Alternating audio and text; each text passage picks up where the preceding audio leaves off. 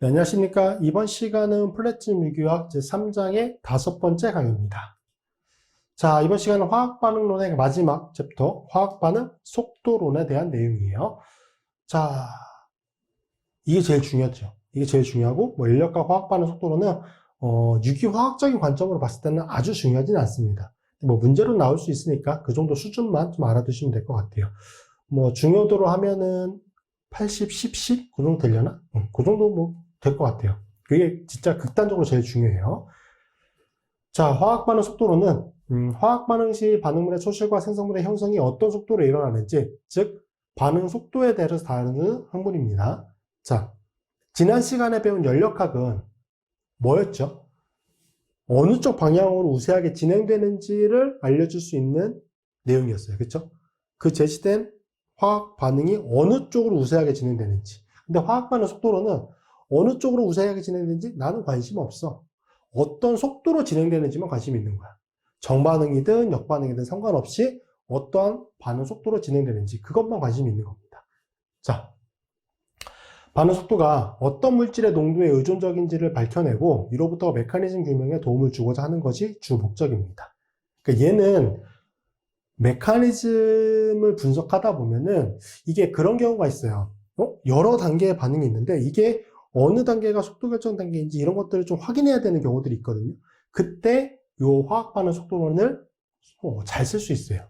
그 반응 메커니즘을 통해서 그러니까 메커니즘을 분석하면서 어느 단계가 속도 결정 단계인지 이런 것들을 분석할 때 요 개념을 좀 많이 도입을 합니다.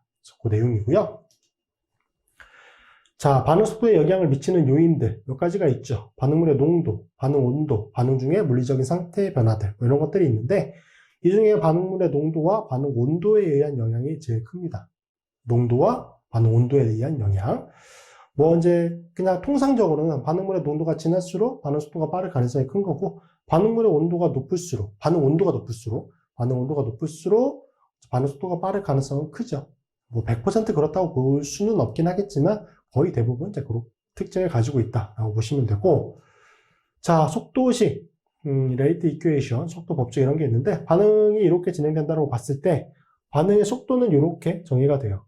생성물 쪽은 상관이 없는 거고 반응물에서 생성물로 어떤 속도로 변화가 진행되는지 그걸 봤을 때 속도 상수가 있고요. 그다음에 반응물의 몰농도, 생성물의 몰농도 그렇게 이제 표현해 주시면 돼요. 자, 반응물의 농도와 실측된 반응 속도 간의 관계식, 실측된 반응 속도와 관련된 거는 이론적으로 나타내지는 그런 값보다는 실제 실험을 통해서 측정된, 실측됐다는 게 실제로 측정된 걸 의미하는 거잖아요. 실제로 측정된 그 내용이 되게 중요합니다. 자, 이때 속도 상수 K는 농도와 무관하고 반응 온도에만 의존적인 값이죠. 요거는 이제 뒤쪽에서 식을 하나 가지고 좀 설명을 드릴 거고.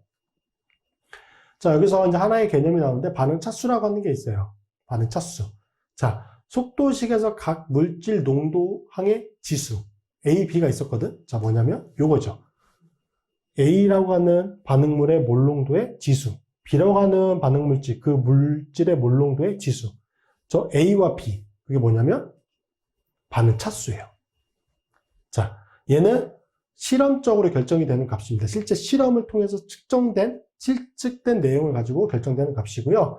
자, 앞에 반응식에서 이거는 어떠한 반응 차수를 가지고 있는 거냐? 반응물질 A에 대해서는 A 차수라고 얘기를 할 수 있는 거고, 반응물질 B에 대해서는 B 차수다라고 얘기를 할 수 있는 거예요. 그러면 이 반응 전체의 반응 차수는 A 플러스 B차가 되는 거예요. 그러니까 A라고 하는 물질에 대해서는 A차, B라고 하는 물질에 대해서는 B차. 이 반응 전체의 반응 속도는 A 플러스 B차라고 하는 반응 차수를 가지고 있는 거죠. A 플러스 B차를 뭐라고 부른다? 총괄 차수라고 부르게 됩니다. 자, 그렇게 해서 이제 계산을 했을 때 0차 반응이라고 하는 게 있어요. 얘는 반응 속도가 반응 물질의 농도와 무관한 거예요. 왜? 지수가 제로거든. 그럼 얘가 1이잖아, 1. 그러니까 반응은 속도 상수에만 관련이 되어 있는 거야. 농도와는 무관한 거예요. 이거는 이러한 이제 그 반응 속도식을 그래프를 보이게 되죠. 반응 농도와 반응 속도가 전혀 상관없어요. 일정한 값을 띠게 됩니다. 1차 반응. 반응 속도가 반응 물질의 농도에 1차적으로 비례하는 거. 이렇게. 반응 농도가 증가하면 그에 맞춰서 속도도 똑같이 비례적으로 증가하는 거죠. 1차적으로 비례해서 증가합니다. 그래서 저기는 이제 지수가 1인 거. 1차 반응인 거잖아. 1차 반응. 2차 반응. 반응 속도가 반응 물질의 농도의 제곱에 비례하는 거. 이렇게.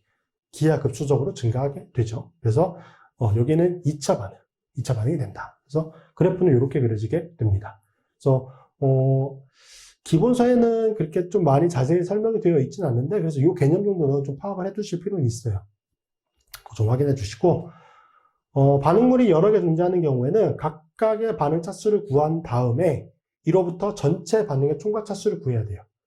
그러니까, 예를 들어서 여기는 어떻게 하면 되냐면, A라고 하는 거랑 B라고 하는 게 있잖아요. 그러면, 내가 A의 물질, A라고 하는 반응 물질, 그거와 관련된 차수를 알고 싶어. 반응 차수를 알고 싶어. 그러면 B를 일정하게 유지해 놓은 상태에서 A만 변화시키는 거예요. 2배 늘려보고, 4배 늘려보고, 뭐 이렇게 늘려서 이게 비례적으로 증가하는지, 뭐 2차의 식으로 증가하는지, 아니면 농도를 변화시켜서 반응 속도의 변화가 없는지, 그걸 파악하는 거죠. 그래서 B를 고정시킨 상태에서 A의 농도를 변화시켜서 차수를 알아내고, A를 알아내는 거지. 그 다음에는 B에 대해서 알아내야 될 거 아니야. 그러면 A를 일정하게 유지한 상태에서 B의 농도를 변화시키면서 B의 차수 알아내요. 그럼 각각의 A 차수와 B 차수를 알아낼 수 있잖아? 그럼 이 반응은 총괄 A 플러스 B 차잖아요. 그러니까 그렇게 따지는 거예요. 각각의 반응 차수를 구한 후 이로부터 전체 반응의 총괄 차수를 구하면 됩니다. 근데 아까도 말씀드렸다시피 제일 중요한 점 뭐? 반응 속도식은 반드시 뭘 통해서? 실험을 통해서 결정을 해야 돼. 뭐를 실험을 통해서 결정을 했던 거야? 이거. 반응 차수. 반응 차수는 무조건 실험을 통해서 실측된 거를 가지고 결정을 해야 됩니다. 이거 중요한 내용입니다. 그래서 그 내용까지 좀 기억을 해두시고 이 관련된 문제 풀어보고 그 다음 내용 설명드리도록 하겠습니다. 자, 11번 보도록 하겠습니다. 제시된 농도의 변화가 전체 반응 속도에 어떤 영향을 주겠는가? 라고 되어 있습니다. 자, 첫 번째는 이제 반응 속도가 이 두 가지 화학 중에 모두 다 반응 속도를 결정하는데 참여가 되네요. 그래서 에틸 브로마이드라고 하는 이게 친전자체가 되겠죠. 친전자체에 대해서 1차 반응이 있고요. 하이드록사이드라고 부르는 친액체에 대해서도 1차 반응입니다. 여기 1차, 1차. 총괄 몇 차 반응? 총괄 2차 반응이 되겠죠. 그래서 여기에 대해서 비례하는 거 1차 반응이고 하이드록사이드의 농도에 대해서도 비례한다. 자, 에틸 브로마이드의 농도만 3배로 증가시킨다. 요거의 농도가 3배가 되는 거죠. 반응 속도는 뭐 3배 빨라지게 됩니다. 자, 하이드록사이드 농도만 3배 증가시킨다. 요거의 농도를 3배 증가시키면 이것도 1차 반응이기 때문에 3배만큼 반응 속도가 증가하게 됩니다. 자, 에틸 브로마이드와 하이드록사이드의 농도를 동시에 3배로 증가시킨다. 그럼 요거 3배로 증가하고 요거 3배로 증가하는 거니까 각각에 대해서 반응 속도가 다 3배씩이 증가하겠죠. 그래서 얘는 토탈 몇?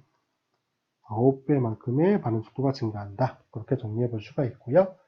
요거는 전형적인 SN2 반응에 해당하는 반응입니다. 뒤에 배울 거예요. 자, 2번. 반응 속도는 지금 요 알코올 화합물 하나에 대해서만 이제 영향을 받네요. 요거에 대해서 1차. 총괄 반응이 1차 반응이에요. 자, 요거를 2배 증가시킨다. 그럼 2배가 증가하겠죠. 그리고 이 알코올의 농도를 10배 증가시킨다. 그럼 얘는 10배가 증가됩니다. 요거에 해당하는 요거의 1차 반응이기 때문에 이건 뭐 크게 어려움 없이 문제 푸실 수 있을 거라고 보여지고요. 자, 다음으로 볼 게 이제 아레니우스의 식이라고 하는 거. 사실 뭐 유기화학적으로는 중요하지 않고 일반화학적으로는 좀 나오는 개념이긴 한데 그냥 간단히만 좀 알아두시면 될 것 같아요. 뭐냐면 각 반응은 고유의 반응 속도 상수를 가지고 있죠. 앞쪽에 K가. 각 반응은 고유의 반응 속도 상수를 가지며 그 값은 반응 온도에 의존하게 돼요. 반응 온도에 의존하게 되는데 반응 속도 상수와 온도와의 관계를 나타내는 실험식, 그거를 아레니우스의 식이라고 부르게 되죠. 뭐 저런 식을 가지고 있대요. 알아두실 필요 전혀 없어요. 저도 안 외워요. 저는 일반화학 못해요, 잘. 일반화학 못하기 때문에 일반화학적인 개념이 되게 깊이 있게 들어가는 유기화학에 나오는 내용은 잘 몰라요, 솔직히. 유기화학을만 잘하면 되지, 전 유기화학 강사니까. 그러니까 이거는 유기화학적으로 그렇게 중요한 내용이 아니고 이것만 해석만 할 수 있으면 되거든. 뭐 유기화학에서 이러한 식을 가지고 뭐 계산하고 뭐 분석하고 이런 게 나올 것 같아요. 전혀 안 나와요. 전혀 안 나와. 왜? 교수님도 잘 몰라. 교수님도 몰라요. 알 수도 있지만 저거에 대한 관심이 없어. 그러니까 저거를 깊이 있게 가르쳐야 되겠다? 그런 생각을 가지고 있는 유기화학을 가르치는 교수님은 제가 볼 때 한 명도 없어요. 그러니까 몰라도 돼. 진짜 몰라도 돼. 저런 식이 있구나라고 하는 거 정도만 알아두시면 돼요. 뭐 이런 것들이 이제 저 값이죠. 뭐 넣으면은 이제 뭐 K 값이 나오겠지. 속도 상수가 나오겠지. 근데 우리한테 속도 상수라는 게 무슨 의미가 있어, 사실. 진짜 큰 의미가 없어요. 이러한 내용이 시험 문제로 나오진 않습니다. 근데 좀 더 폭넓게 유기화학적인 내용을 이해하기 위해서 이런 게 해석이 될 때 어떻게 되는지 그 정도만 알아두시면 되는 거예요. 그래서 그렇게 좀 기억해 두시고, 자, 기체상, 액체상 등의 일반화학 반응 및 확산, 점성 등의 물질 이동 현상에도 적용이 된다고 합니다. 단 반응 속도가 매우 빠른 이온 반응과 같은 반응에서는 적용되지 않는다. 뭐 이런 게 있답니다. 자, 근데 우리가 의미 있게 볼 건 딱 이것만 보시면 돼요. 자, 반응은 분자들 간의 충돌에 의해서 일어나게 되죠. 분자들 간의 충돌에 의해서만 분자가 충돌을 하면서 전자가 이동하면서 반응이 일어나는 거거든. 자, 근데 분자들 간의 모든 충돌이 반응이 일어나는데 다 관여가 되느냐? 그렇진 않아요. 적당한 에너지를 가지고 있어야 돼. 반응이, 전자가 이동을 하면서 결합에 변화가 일어날 수 있는 적당한 에너지를 가지고 있어야 돼요. 그 적당한 에너지는 뭐냐면 적어도 활성화 에너지 이상의 에너지를 가지고 있어야 돼요. 자, 그래서 분자들 간의 충돌 중에서도 적어도 활성화 에너지 이상의 에너지를 가진 충돌만이 반응을 일으키게 되는 거죠. 이게 아레니우스식의 해석이에요. 자, 그리고 발열 반응이나 흡열 반응과 상관없이 온도가 증가하게 되면 반응 속도는 증가하게 됩니다. 온도가 증가하면 반응 속도가 증가한다. 이건 아레니우스의 식을 해석하면은 이렇게 나타낼 수가 있어요. 자, 이런 개념이지. 자, 지금 에너지와 이제 분자 수에 대한 그래프가 나와 있는데, 자, 보세요. 템퍼러처를 보면은 T1보다 T2가 커. 얘가 T1이지? 얘가 T2야. T2가 온도가 더 높은 거야. 자, 그러면 이게 에너지 레벨이잖아. 그러면 이게 활성화 에너지야. 그러면 이 아래쪽에 있는 것들은 활성화 에너지보다 낮은 에너지 값을 가지고 있는 분자들이지. 그러니까 여기에 분자가 있는 거잖아. 그죠? 분자 수니까 이만큼의 분자 수들을 가지고 있는 거야. 이 그래프는 해석하실 수 있어야 돼. 에너지와 분자 수니까. 자, 여기가 활성화 에너지야. 그러면 이 활성화 에너지 값으로부터 왼쪽 편은 에너지가 더 낮은 거잖아. 활성화 에너지보다 에너지가 낮은 그런 분자들. 그 분자들 간의 충돌은 의미가 있다, 없다? 전혀 없다. 반응이 일어나게 하는데 충분한 에너지를 가지고 있지 않은 분자들이야. 그래서 여기는 의미가 없어요. 우리가 관심 있는 건 뭐? 활성화 에너지 이상의 에너지를 갖는 분자들. 자, 분자 수를 보면은 T1은 이만큼, 요 면적에 해당하는 분자 수를 가지고 있는데 비해서 T2는 요만큼이죠. 뭐가 더 넓어요? T2가 더 넓잖아. 왜? T2가 온도가 더 높으니까. 그쵸? 그러니까 이런 개념이지. 발열 반응이나 흡열 반응과 상관없이 온도가 증가하면 반응 속도는 증가해요. 왜? 온도가 증가하면 T1과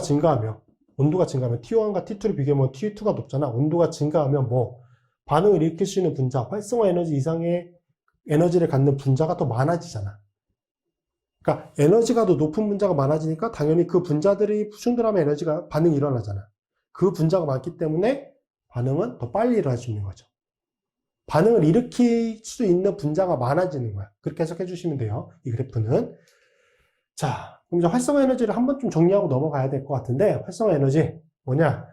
유기화학 반응은 보통 이제 40에서 150kJ 정도의 활성화 에너지를 가져요.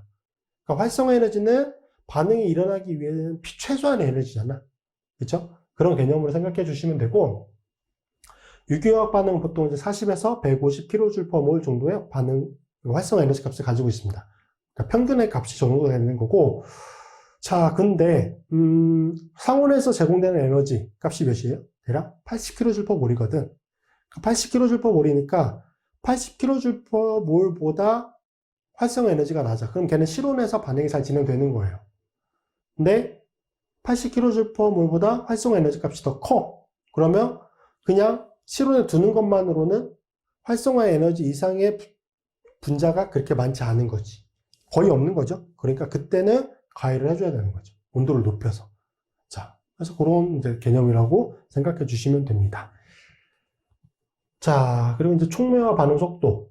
촉매 들어보셨죠? 자기 자신은 변화가 없어요. 반응 과정 중에 자기 자신은 변화가 없는데, 그죠? 근데 반응 속도를 변화시킬 수 있는 그런 성격을 가지고 있는 물질들을 우리가 촉매라고 얘기를 하고, 반응 속도를 변화시킬 수 있는 요인은 뭐를 바꾸기 때문에 저 촉매가 활성화 에너지 레벨을 바꿀 수 있기 때문에, 활성화 에너지를 낮추거나 증가시킬 수 있기 때문에 반응 속도가 달라지게 되는 거죠. 그래서 촉매 사용에 따라서 반응 속도가 조절이 되는데, 이는 활성화 에너지 장벽이 조절되기 때문이다. 정촉매라고 하는 거는 활성화 에너지를 낮춰주는 촉매예요. 그래서 낮아지는 활성화 에너지로 인해서 반응에 참여할 수 있는 분자 수가 많아지기 때문에 반응 속도가 증가하죠. 정촉매를 쓰면 반응 속도가 증가합니다. 정촉매만 있느냐? 부촉매도 있어요. 부촉매를 쓰는 경우는 사실 그렇게 많지 않은데, 이건 어떨 때 쓰냐면 어떤 반응이 너무 빠른 거야. 너무 빨라. 그 반응의 현상이라든지 어떠한 이제 그 반응과 관련된 내용을 파악하고 싶은데 반응이 너무 빨리 일어나서 그거를 캐치하기가 어려운 거야. 그러면 의도적으로 반응을 늦추는 거예요. 그럴 때만 보통 부촉매를 쓰지. 뭐 대부분의 경우는 이제 정촉매를 쓰죠. 반응은 빨리 갈수록 좋은 거니까. 유기화학 반응은 실온에서 빠르게 진행되는 반응이 제일 좋은 반응이에요. 그러니까 부촉매를 쓰는 경우는 그렇게 많지는 않죠. 부촉매는 정촉매와 반대적인 성격을 가지고 있다라고 보시면 되고, 그거를 그래프로 표현하면 이렇게 되는 거죠. 자, 이게 활성화 에너지거든. 흰색 그래프가 뭐야? 촉매를 사용하지 않을 때야. 그러면 정촉매를 사용한다. 그럼 활성화 에너지 레벨이 낮아지는 거야. 그러면 반응 속도는 더 빠르겠죠. 그러니까 활성화 에너지가 낮아진다, 반응 속도 빨라진다. 그거는 그냥 그렇게 생각해 주시면 돼. 활성화 에너지가 증가했네? 당연히 반응 속도는 느려지게 되겠죠. 왜? 반응을 일으키는 분자 수가 달라지니까. 자, 이 A 값, 여기가 뭐냐면, 어디가 있냐면, 요게 그냥 촉매를 사용하지 않을 때의 활성화 에너지 레벨이에요, 얘가. 이 A 플러스는 에너지가 낮아졌잖아? 활성화 에너지가 낮아졌거든? 얘는 뭐죠? 정촉매를 사용했을 때. EA2 플러스는 부촉매를 사용했을 때. 자, 그래서 정촉매를 사용하게 되면은 이만큼. A, B, C에 해당하는 거, 여기 있죠? 정촉매를 사용하는 경우는 A, B, C에 해당하는 분자들만큼이 반응에 참여할 수 있는 거고, 촉매를 사용하지 않는 경우는 활성 에너지가 이만큼이니까 이거 이상의 물질, 에너지를 가지고 있는 물질들만 참여할 수 있겠죠. B와 C만. 그리고 부촉매를 사용하게 되면은 C만. 여기가 부촉매를 사용했을 때 활성화 에너지니까. 그쵸? 이만큼의 분자만 반응을 일으킬 수가 있는 거지. 그래서 화학 반응 속도로는 이 정도 개념만 좀 알아두시면 될 것 같습니다. 뭐 깊이 있는 내용, 자세한 내용 필요로 하지 않습니다. 그렇게까지 많이. 이거는 연력학적인 내용과도 뭐 비슷한 수준이라고 보시면 될 것 같아요. 그러니까 연습 문제 쪽에서 나오는 몇 가지 문제 패턴들이 있어요. 그것만 좀 분석하실 수 있으면 여기 부분은 그렇게까지 중요하진 않습니다. 그냥 한번 읽어보시면 여러분 이해할 수 있는 수준, 그 정도만 좀 알아두시면 될 것 같습니다. 자, 이거 관련된 문제 풀어보고 이번 시간 강의는 마무리하도록 하겠습니다. 12번 보도록 하겠습니다. 제시된 각 반응 중 더 빠른 반응은 무엇인가? 즉 반응 속도가 더 빠른 거를 골라주시면 되겠죠. 자, 2번은 EA, 액티베이션 에너지라고 부르는 활성화 에너지 값이 40kJ 버린 것과 4kJ 버린 것. 당연히 활성화 에너지 값이 작을수록 반응이 더 빠르게 진행이 되죠. 언덕을 넘어가기가 더 빠른 거고, 활성화 에너지 값이 더 작을수록 보통 이제 활성화 에너지 이상의 에너지를 갖는 분자들의 충돌이 반응을 일으키게 되는 거잖아요. 이 값이 작을수록 활성화 에너지 이상의 에너지를 갖는 분자들이 훨씬 더 많아지기 때문에 그 두 가지 이유로 인해서 활성화 에너지 값이 더 낮은 형태가 좀 더 빠른 반응이다라고 보시면 되고요. 반응 온도는 당연히 높을수록 흡열 반응이든 바늘 반응이든 상관없이 반응 온도가 높아질수록 반응 속도는 빨라지게 됩니다. 자, 10번은 KQ 값에 대한 것들인데 우리가 이제 주의하실 게 속도론적 측면에서 살펴보는 여러 팩터들과 연력학적인 측면에서 보는 팩터들, 요거는 서로 연관성이 없죠. 그래서 반응 속도와 관련이 된 거는 활성화 에너지, 그리고 반응 온도와 관련된 요것들은 영향을 받는데 KQ 값, 그 다음에 D번에 나오는 이제 델타 H0라고 부르는 엔탈피 변화, 즉 반응열이죠. 요것들은 다 열 역학적인 변수들이에요. 얘는 반응이 어느 쪽이 우세하게 진행되는지에 관련된 팩터들이지 반응이 무엇이 더 빠르게 진행되는지 그거를 설명해 줄 수 있는 요인들은 아닙니다. 그래서 C와 D는 무엇이 더 빠른 반응인지 알 수가 없습니다. 자, 13번. KQ 값이 0.8이네요. KQ 값이 0.8. 1보다 작기 때문에 요거는 역반응이 유지합니다. 유지한 형태를 띠고 있고, 자, 활성화 에너지 값이 80kJ/몰인 반응에 대한 설명 중 옳은 것을 고르고 틀린 서술은 고치시오라고 되어 있습니다. 단, 엔트로피 변화는 델타 S0를 의미하죠. 엔트로피 변화는 고려하지 않는다 라고 하는 것까지 표현이 되어 있습니다. 자, 2번. 이 반응은 KQ 값이 8, 그리고 이제 활성화 에너지 값이 80kJ/몰인 반응보다 빠르게 진행된다. 자, 빠르게 진행된다라고 하는 거는 반응 속도와 관련된 거고, 여기서 반응 속도와 관련된 거는 KQ 값이 아니라 활성화 에너지 값이죠. 근데 활성화 에너지 값의 변화는 있었어요, 없었어요? 없었죠. 그래서 이 반응은 KQ 값이 8인 상태로 변화가 됐다라고 해도 반응 속도는 변화가 되지 않습니다.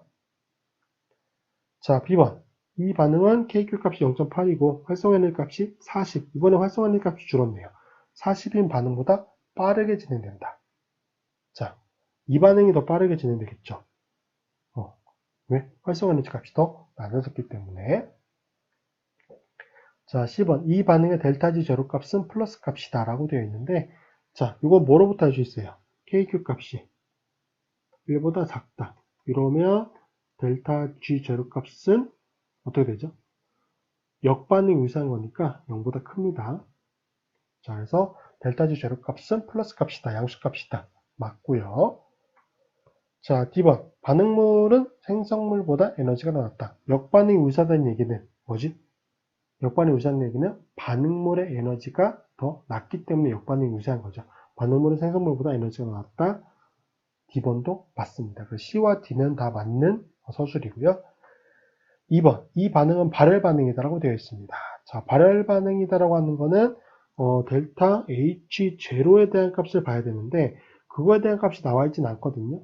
자, 근데 여기서 엔트로피 변화를 고려하지 않는다라고 하는 거로부터 우리가 이거를 알 수 있죠. 보통 우리가 델타 G0를 계산을 할 때 델타 H0 마이너스 T 델타 S0라고 보고 이 값이 델타 H0 값에 비해서 보통 크기가 굉장히 작기 때문에 이 결과를 도출할 수 있죠. 델타 G0는 거의 뭐와 같아요? 델타 H0가 같다, 유사하다 라고 하는 결과를 도출할 수 있어요.